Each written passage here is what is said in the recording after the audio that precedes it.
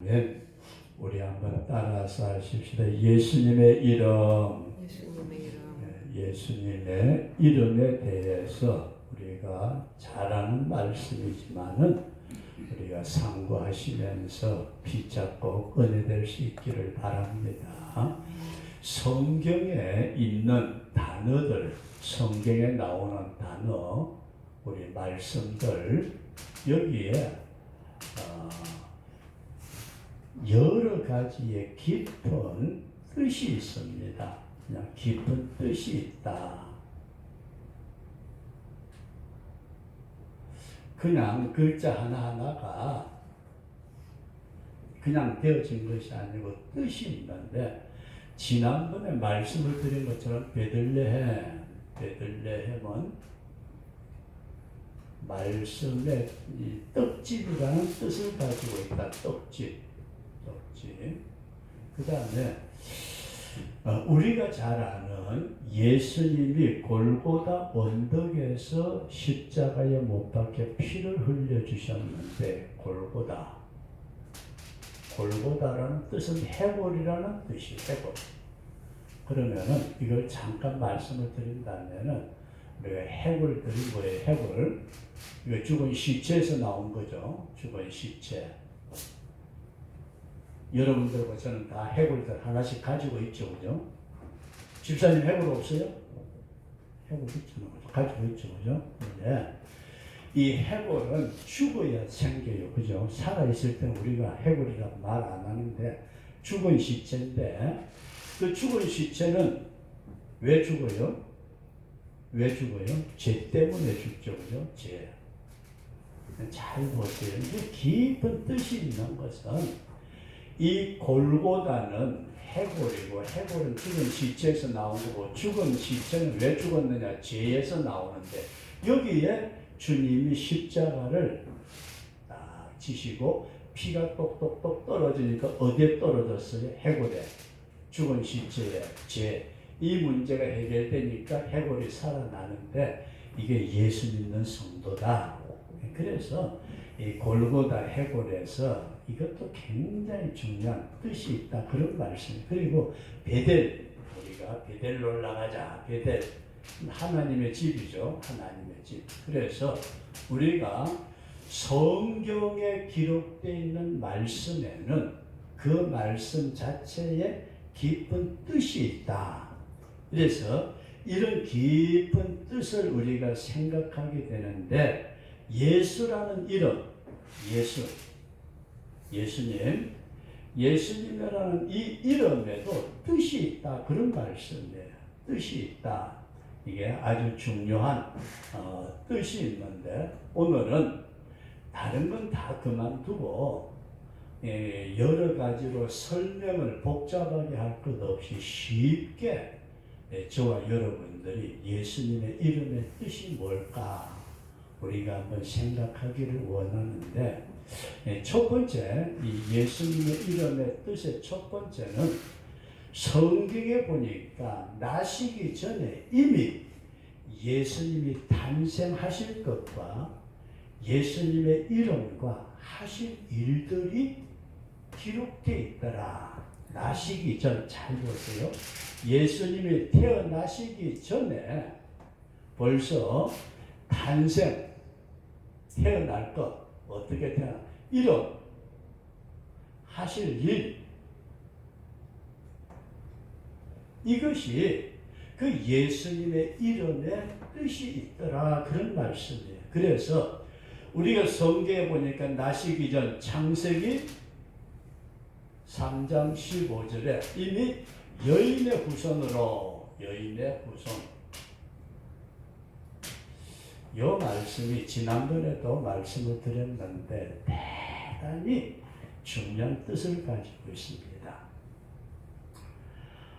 지난 주일 10일 주일날 동정녀 탄생에 대한 말씀을 드릴 때에 이 말씀을 잠깐 드렸는데, 예수님이 탄생하셨을 때 성경에 보면은 성령으로 잉태되셨다. 성령으로.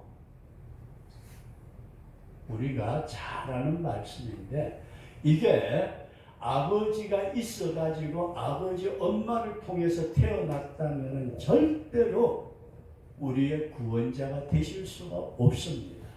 죄인은 죄인을 구원하지 못하기 때문입니다. 그래서 성령으로 잉태되다 보니까 원죄가 없으신 분이다. 원죄가 없다. 저와 여러분들은 태어나면서부터 인간의 욕망이라는 죄의 성질을 가지고 태어났어요. 그걸 성경은 뭐라고 말씀한다고요? 원죄라고 말한다. 아무리 어린아이를 혼자서 이쁘게 키워도 나중에 할머니가 과자를 사주면서 야 먹어라. 아이고 할머니 고마워요. 그래 놓고 할머니가 하나 사오 그러면 안 돼. 그러니까 욕심. 그죠? 이렇게 인간은 태어나면서부터 원죄를 가지고 태어나셨는데 예수님만은 아버지가 성령으로 잉태되셨기 때문에 육신의 아버지가 요셉이라고 말하는 사실은 아니에요. 그죠? 그래서 원죄가 없이 태어나셨기 때문에 예수님만이 어린 양으로서 어린 양 제물이 되셔가지고 하나님의 모든 공의를 만족시킬 수 있는 분이시다.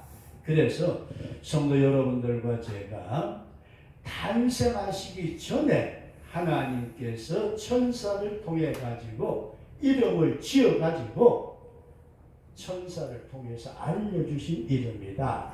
나시기 전에 하나님이 이름을 지어 가지고 천사를 통해서 엄마에게 마리아에게 이름을 알려주셨다.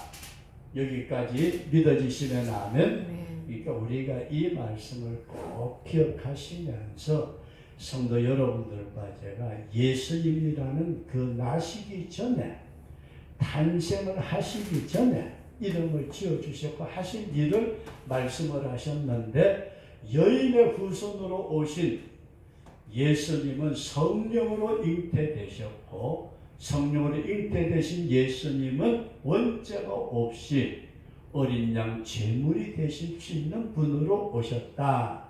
그런 말씀입니다. 그 다음에 두 번째로 우리가 오늘은 성경과 마태복음 안에서만 예수님의 이름에 대한 말씀을 드리고자 하는데 신학적으로 예수님의 이름에 대해서는 여러 가지 설명이 너무 길어요. 그러니까 끝까지 그거 다 알 필요 없고 그냥 이렇게만 생각하시고 두 번째로는 예수님의 이름에 대해서 마태복음 1장에서 말씀을 하실 때에 자기 백성을 저희 죄에서 구원할 자 그렇게 말씀을 합니다. 죄에서 구원자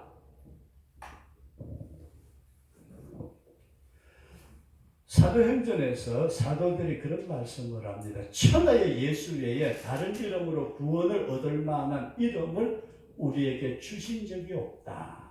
예수 이름 외에는 구원의 이름을 주신 적이 없는데 우리는 이렇게 생각하면 좋습니다. 죄는 인간이 스스로 짓고 지은 죄를 해결할 방법이 없어요.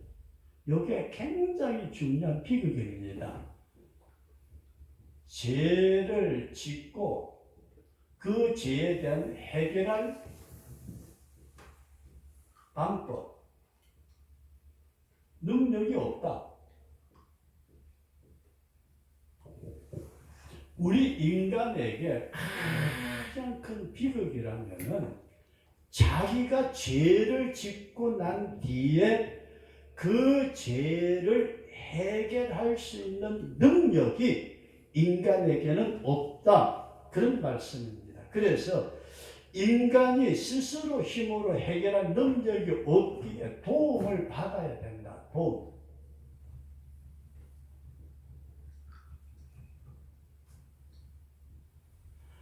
어떤 인간이든지 간에 어떤 재능을 가지고 어떤 능력을 가지고 어떻게 머리가 좋다 할지라도 인간은 스스로 구원하지 못하기 때문에 도움을 받을 수밖에 없는 존재들인데 이렇게 인간을 구원할 수 있도록 도움을 주실 수 있는 분으로 오셨다.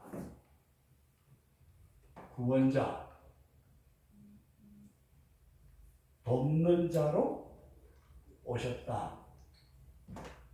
이게 자기 백성을 저희 죄에서 구원할 자라고 성경은 우리에게 말씀하고 있다. 그런 말씀입니다.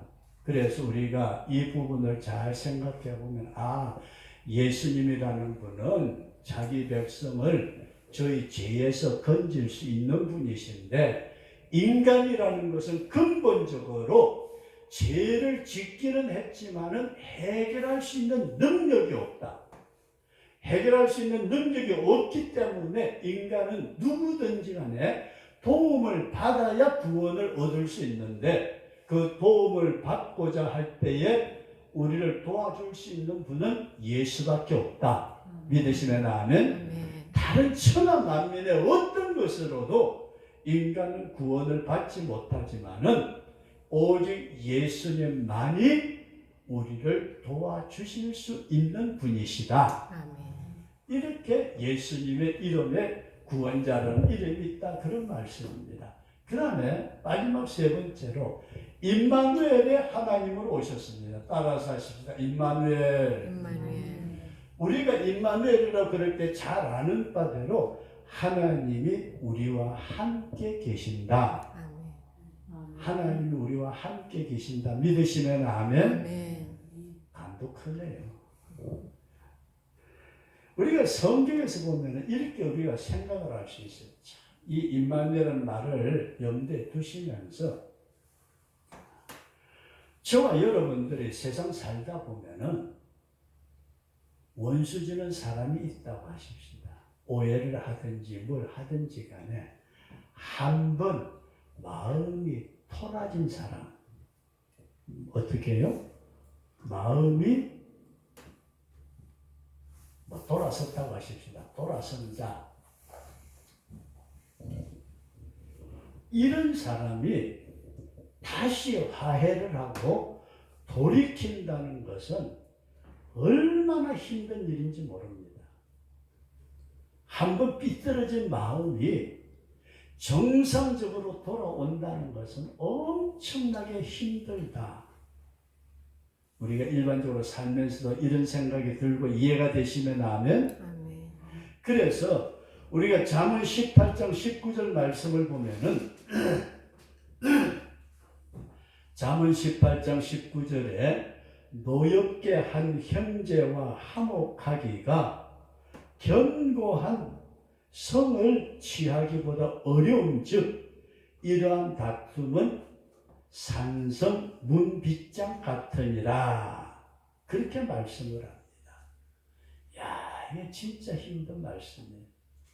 산성 문빗장처럼 딱 한 번 마음을 닫아버리고 저런 거 아니야, 틀렸어.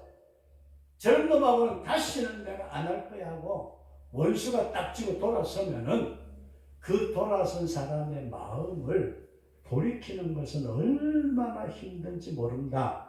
여기까지 이해되시면 아멘. 그래서 사람의 마음도 이게 돌이키게 하는 것이 보통 어려운 게 아니에요. 사람의 마음을 돌이켜내는 것도 그래서 우리가 교회 오세요 하고 전도를 하다 보면 교회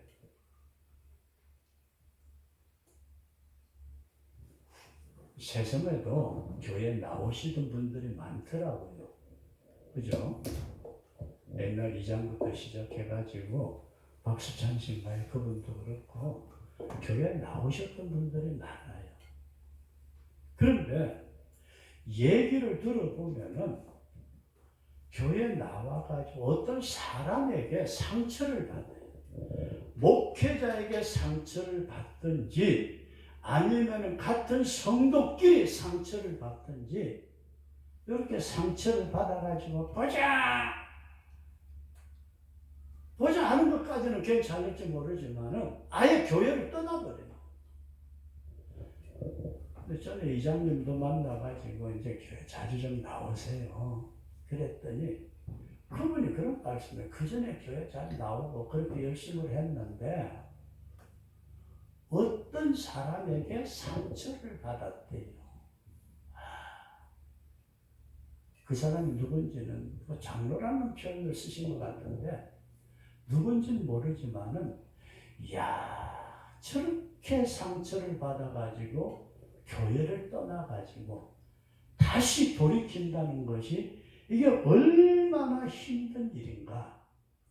여기까지 이해되시면 아멘. 그러니까 사람끼리 상처받아가지고 돌아선 것도 힘들다. 같이 지내는 것도 힘들다. 그 다음에 두 번째로 말씀을 드리고자 합니다. 여기 굉장히 힘든데 두 번째로 하나님이 인간에게 돌아서셨어요. 하나님이 누구에게? 우리로부터 돌아서셨어. 창세기 6장에 보면은 창세기 6장 1절 이하에 성경에 나타난 말씀, 이런 말씀이 나와요. 하나님의 아들들이 사람의 딸들의 아름다움을 보고 자기들 마음에 드는 사람을 취하여 자식을 낳았는데 그게 고대 용사인 네피림을 낳았더라. 계속해서 인간이 그렇게 죄를 짓고 하는 걸 보면서 창세기 6장 3절에서 뭐라고 말씀을 하시느냐 하면은 우리 한번 따라서 하십시다. 여호와께서 가라사대 나의 신이 영원히 사람과 함께하지 아니하리니. 이야, 하나님이 돌아서셨대요.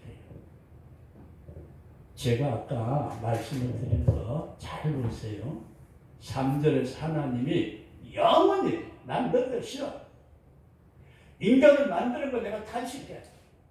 너희들 전부 다 쓸어버릴게. 필요 없어. 돌아섰어. 근데 사람에게 상처를 받아가지고 돌이킨 것도 이것도 힘이 든다. 이해되시면 하면 사람과 사람 사이에 등져가지고 보자! 네가 이렇게 되면은 얼마나 힘든지 몰라요. 하나님의 은혜를 나가버려요. 그냥 끝난 거예요. 그런데 성경에 기록된 말씀을 보니까 창세기 6장에서 하나님께서 범죄해가지고 네피림을 낳는 인간의 타락을 보고 나의 신이 영원히 사람하고는 함께하지 아니하겠다. 이 말씀이 인류에게는 무서운 저주입니다. 하나님이 떠나버리면 끝났잖아요. 근데 잘 보세요. 여기까지 이해되시면 하면 하나님하고 인간관계가 딱 틀어져 버렸어요. 그런데 그럼 임마누엘은 뭐예요? 하나님 우리와 함께 하신다고? 근데 세 번째 여러분들에게 말씀을 드리고자 하는 것은 예수님의 역할입니다. 누구의 역할이라고요? 예수님의 일, 하시는 일. 우리는 단순하게 하나님이 예수님을 보내가지고 십자가에 못 박혀 돌아가시고 내가 죄를 밌습니다. 그러니까 나는 구원받았습니다. 그것만 생각하고 예수님이 하신 일을 구원자라고 생각하는데 성경은 인간에게서 마음이 돌이켜 떠난 하나님을 다시 우리에게 돌이키게 만드신 일을 따라서 하십시다. 예수님이 하셨습니다. 예수님이 하셨습니다. 이해되시면 아멘. 아멘. 아주 중요한 말씀이에요. 우리는 이 부분의 말씀을 이게 잘 놓치고 그냥 넘어갈 때가 많아요. 예수님은 단순하게 구세주에 이 땅에 오셔가지고 저저저저저 우리를 위해서 죽으시고 그 말씀이 틀린 말씀이에요. 그 말씀이 맞는 말씀인데 우리가 생각할 때에 잘 보세요. 죄를 지은 인간에게 하나님은 마음이 돌아서셨어요. 사람과 사람 사이에도 원수진 것은 그 풀기가 보통 어려운 게 아니에요. 그런데 하나님께서 하나님 스스로 맹세하시기를 인간하고는 내가 영원토록 나의 신이 함께하지 않겠다. 야, 이 말씀이 인류에게는 완전한 비극입니다. 그런데 예수님이 이 땅에 오셔가지고 요한복음 14장 16절 말씀 보면은 요한복음 14장 16절에 예수님이 이런 말씀을 하셨어요. 우리 한번 따라서 하십시다. 내가 아버지께 구하겠으니 그가 또 다른 보혜사를 너희에게 주사 영원토록 너희와 함께 있게 하시리니. 이 말씀이 우리가 하나님을 아버지라고 부를 수 있는 길을 열어주신 귀한 말씀입니다. 예수님께서 내가 아버지께 구해가지고 아버지 왜? 저놈들 살려주세요. 안 돼.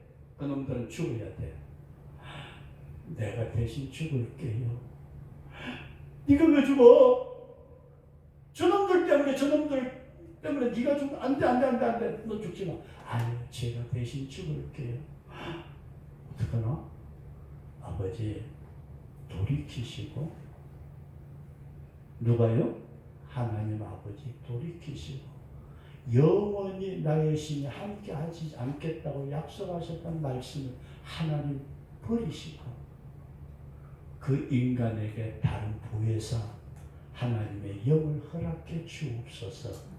이것이 주님이 하신 일이다. 그것을 우리는 뭐라고 그런다고요? 임마누엘이라고 그런다. 그래서 이 예수님의 일을 우리는 그냥 골고다 언덕에서 피 흘려 돌아가시고 하나님의 독생자를 사랑하시는 독생자를 우리를 제물로 주셨고 그게 맞는 말이에요. 그런데 이 부분을 우리는 놓치지 말아야 해요. 사람과 사람 사이에 원수된 것도 풀기가 너무너무 어렵거늘 하물며 하나님께서 천지 만물을 창조하시고 입에 한번 내렸던 말씀은 절대로 변역함이 없다고 하신 그분이 나의 신이 인간들하고는 영원히 함께하지 않겠다 말씀하신 그 말씀을 돌이키게 만드신 분이 우리가 믿는 예수님이시다.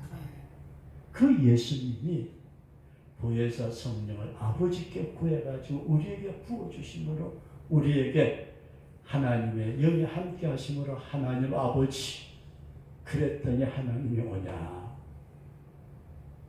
그런 놀라운 역사가 어디에 있다고요? 예수님의 이름 안에 있다. 우리가 이 사실을 꼭 생각하시면서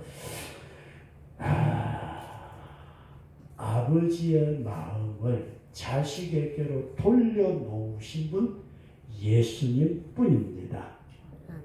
이런 믿음을 저와 여러분들이 꼭 가지시고 우리가 그냥 하나님 아버지 하나님 별소리 다 하지만은 그렇게 부를 수 있도록 하신 분이 예수님. 임마누엘이라는 것은 단순히 믿습니다 하니까 하나님이 아니요. 그 하나님의 돌이켰던 마음을 다시 돌려서 우리를 아들로 딸로 대해주시도록 만들어주신 분이 예수님. 그 예수님의 이름 안에 임마누엘이 있더라. 우리가 이런 분명한 믿음을 가지시고 저와 여러분들이 성탄절 먹고 노는 날 아니고 예수님이 내 속에 오심으로 내가 하나님을 아버지라고 다시 교제가 회복되는 축복의 날, 이날 우리가 믿음으로 감사하면서 저와 여러분들이 끝까지 믿음의 길의 승리자가 되시기를 주의 이름으로 축원합니다.